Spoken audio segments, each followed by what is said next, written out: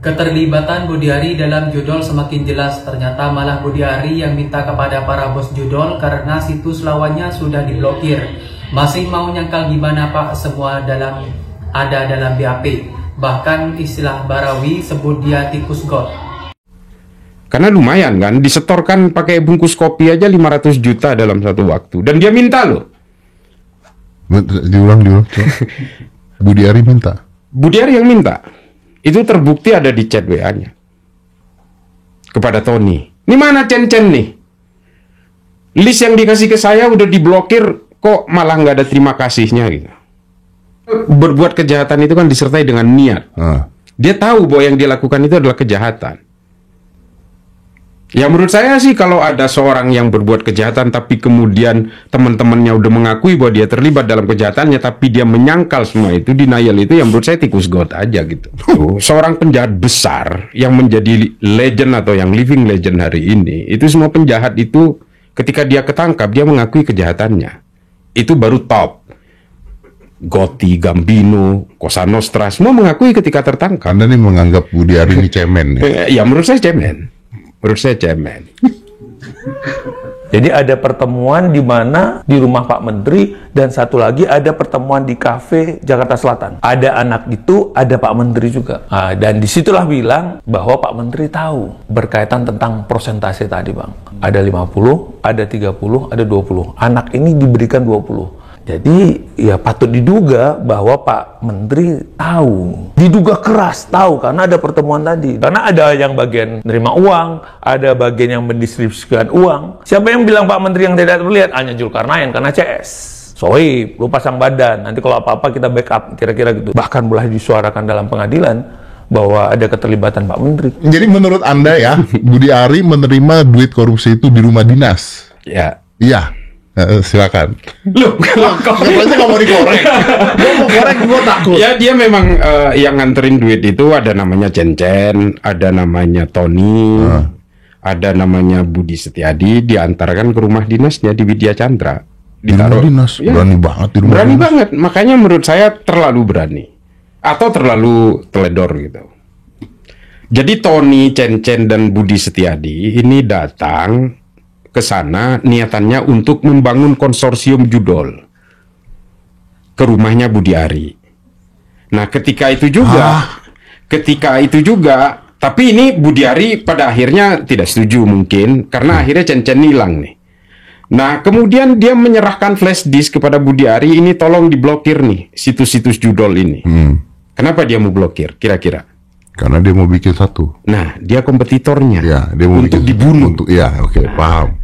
Pembunuhan inilah yang udah diblokir, terjadi, sukses. BA tanya, ini mana Cen-Cen kok nggak ada makasihnya gitu? Karena ini udah selesai dihapus. Yang ini diselamatkan. Yes. Lalu Tony dan Cen-Cen datang lagi, bawa bungkus kopi itu. Menurut pengakuan mereka isinya 500 juta. Dan setelah itu Cen-Cen hilang. Gini, kenapa yakin banget Anda nih yakin banget Budiari terlibat kan? Iya kan? Karena bukan hanya satu BAP yang menyebut nama dia. Ada 7 atau 9 BAP kalau tidak salah yang menyebut nama dia. Luar biasa. Ada dua nih, Anda mau hidup ya saya buka, Anda mau mati usaha Anda saya tutup. Oke. Salah satunya pada waktu itu adalah judi online. Kita tahu Bang, pasar di Indonesia cukup besar. Mulai dari ibu-ibu, tukang ojol segala macam. Kalau 10.000 aja pemain tapi ada jutaan bagaimana? Ini kan yang mau direbutkan oleh segmen pasar karena memang bisnis untuk untungan, membuat masyarakat jadi malas, mencari jalan pintas dan segala macam. Negara hadir. Harapannya adalah bisa memberantas, tapi kan tidak semudah itu. Ada tawaran-tawaran. Akhirnya kita lihat pada Oktober 2023 setelah dia dilantik, 3 bulan setelah itu dia panggil kawannya yang namanya tadi yang Abang sebutkan, Zulkarnain ini. Ini tidak terungkap dari para tersangka yang diseret oleh polisi. Ini kan tidak akan keluar kata-kata cerita ini, kronologi ini kan tidak akan keluar. Dan itu semua sudah tersaji di persidangan. Kenapa baru sekarang? Ya karena sudah P21. Enggak, maksudnya kenapa baru sekarang dibongkar? Ya kan setelah sudah disidang. Kalau sebelum itu kan menyalahi aturan dong. Masih proses sidik oleh kepolisian. Berarti terus dari dibuka. waktu itu udah dicak nih orang?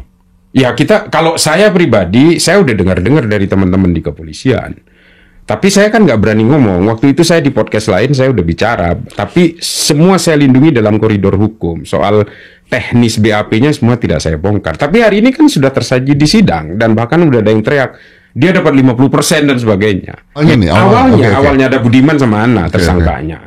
Ditangkap, dari pengakuan mereka lah muncul, saya nyetor ke Kominfo. Dari situlah kemudian following the river gitu ya. Nah, ini polisi mulai menemukan ini semua sosok-sosok, ada Denden Nafiluddin, ada Tony, ada Cen, ada Adi Kiswanto dan seterusnya, banyak sekali itu yang kemudian mengarah ke satu orang. Nah, setelah ditangkap 11 orang, semua langsung mengakui end up-nya ke satu orang ini. Diperjelaslah oleh mereka cerita-ceritanya. Loh, kenapa ini kok ada kelompok tim satelit segala macam? Oh, begini Pak, deng. Jelas semua. Sampai di pernyataan pun ada kan? Oh iyalah, pasti BAP kan. BAP, oke. Pengakuan beliau-beliau lah yang tahu. Kamu bisa bayangkan itu kalau rata-rata 10 hari 8,5 juta, ya mungkin hampir 360 atau ratusan M lah.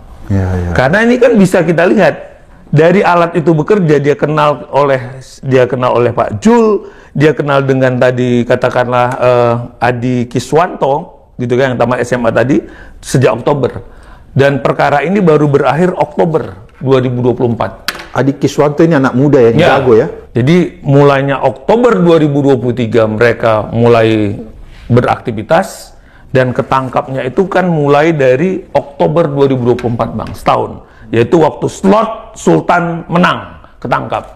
Slot Sultan menang inilah yang bilang bahwa kami juga ada kerjasama sama Komdiji. Apakah Polri melindungi ketika itu? Saya kira enggak. Toh buktinya semua BAP itu dilepas ke pengadilan ya. Dan nama dia disebut juga di sidang kan. Dan masuk ke masyarakat. Iya, dan sekarang di tangan kejaksaan. Dan artinya ketika sudah ada di masyarakat dan di tangan kejaksaan dan itu udah keluar, nggak bisa berkutik kemana-mana karena masyarakat udah pada tahu. Iya, dan tinggal kejaksaan sekarang. Islah Bahrawi yakin Budiari terlibat judol. Isu yang menyeret mantan Menteri Komunikasi dan Informatika Budiari Setiadi dalam kasus judi online terus bergulir.